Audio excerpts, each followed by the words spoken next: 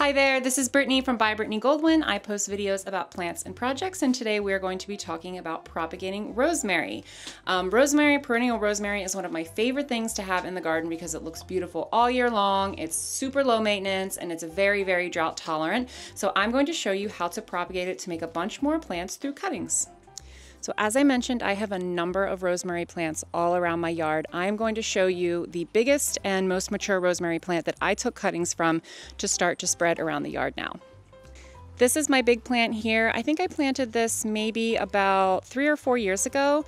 It looks really beautiful in the landscape, and I cut off of this all year long, so I will show you where exactly you should take a cutting from. You definitely want to take a cutting from one of the more tender stems. If you take a cutting from down into the plant, you can see it gets quite woody when the plant gets mature. Those will be a lot harder to root. So take a cutting from the very tips here, and I would focus on like the top 2 to 3 inches of the plant to be the highest success for rooting in soil. And here is the cutting I'm going to be working with today. You can see on the bottom it is a bit woody, and in my experience these just do not root very successfully. So I'm going to grab my shears and snip off that bottom part, leaving me with just the top, and then use my fingers to just gently remove the leaves from the bottom part of this cutting to expose the growth points. I'll then fill up a little container of soil and then stick a bunch of different cuttings down here. No propagation is always 100% success, so I like to give myself lots of chances for success when it comes to propagating.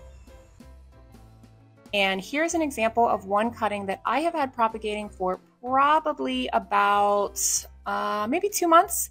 I did take it out of the container I had with a bunch of them just to give it more room to grow once I saw that it was rooting, and you can see how successful this propagation has been by how mature the root system has gotten on this cutting from just a couple months rooting in soil.